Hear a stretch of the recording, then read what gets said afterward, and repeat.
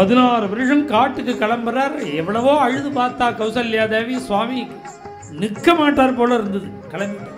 நீ எதை பக்கபலமா அனுப்பிச்சாலும் பிரயோஜனம் இல்லைன்னு தெரிஞ்சின்ற கௌசல்யா தேவி, எம் பாலயசி தர்மந்துவம், எந்த தர்மத்தை காரணமா சொல்லி எல்லாரையும் அழவிட்டுட்டு கிளம்புறையோ அந்த தர்மம் ஒன்ன 14 வருஷம் ரட்சிக்கட்டும்.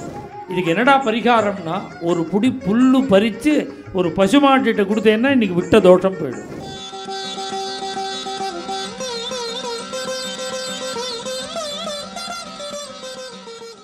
எல்லாத்துக்கும் என்ன வழி அப்படின்னா, தர்மம் குடும்பத்தில். தர்மம்னா என்ன அர்த்தம்?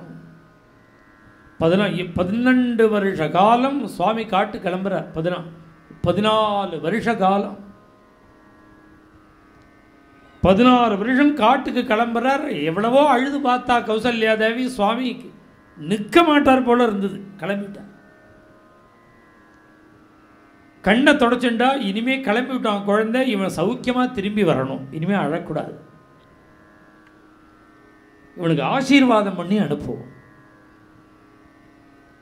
என்ன ஆசீர்வாதம் பண்ணுறதுன்னு யோசனை பண்ணினா, அவனுக்கு வேணா நிறைய பணங்காசை கொடுத்து அனுப்புவோமா கை செலவுக்கு? அவனே பரதேசியாக போகிறான், பணங்காசு எங்கே வச்சுப்பான்?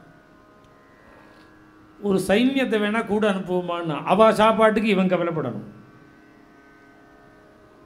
உடம்பு தலைகால் வலிக்காமல் குழந்தையை பார்த்துக்கிறதுக்கு ஒரு டாக்டரை வேணால் கூட அனுப்புவோமான்னு பார்த்தா, அவர் படுத்துன்னு விட்டாருன்னா,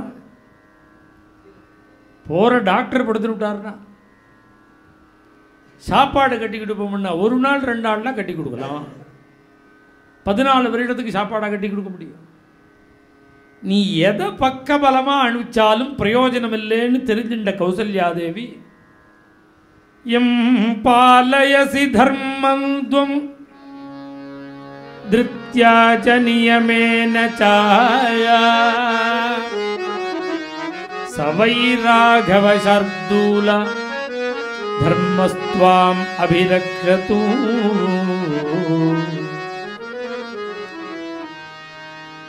எதை அனுப்பிச்சா கௌசல்யா தேவினா, இந்த அயோத்தியை முழுக்க உங்கள் அப்பாவே என்ன அயோத்தி ஜனங்கள் அத்தனை பேரையும் அழவிட்டுட்டு கதற கதற கிளம்புற காட்டுக்கு.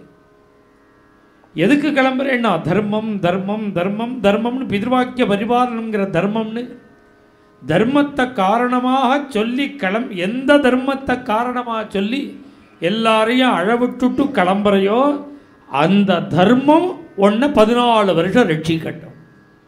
தர்மமே ரட்சிக்கட்டும். இதுலேருந்து என்ன தெரியுதுன்னா, தர்மம் ரட்சிச்சா தான் உண்டு. தர்மோ ரக்ஷதி ரக்ஷிதா, ரக்ஷிதா தர்மஹா ரட்சதி. இது எல்லாருக்குமே தெரியும். தர்மோ ரட்சி, காரில் கூட பின்னாடி எழுதியிருக்கா, தர்மோ ரட்சதி ரட்சிதா. அப்படின்னா என்ன அர்த்தம்? ரக்ஷிதா தர்மஹா ரட்சதி. நீ செஞ்ச தர்மம் ஒன்றை காப்பாற்றும். நீ தர்மம் பண்ணினா அந்த தர்மம் ஒன்றை காப்பாற்றும். யாவர்க்குமாம் உண்ணும் போதொரு கைப்பிடி, ஆவிற்கொரு கையுறை, கோக்ராசம்னு பேர். ஒரு பிடி புல், இதை பறித்து பசுமாட்டுக்கு தினம் கொடுக்கணுமா. சில பேர் காலமாயிட்டான்னா நித்தியஸ்ராத்தம்னு பண்ணுவான். 365 நாள் சோதகம்பம். மாசிகம் நீங்களாக பாக்கி நாளில் வருஷம் முழுக்க பண்ணணும். இப்போ சோதகம்பம்னு பண்ணுறா பிறகு மாசிகத்துக்கு முத நாள், அது ஒரு நாள் இல்லை, வருஷம் முழுக்க பண்ணணும்.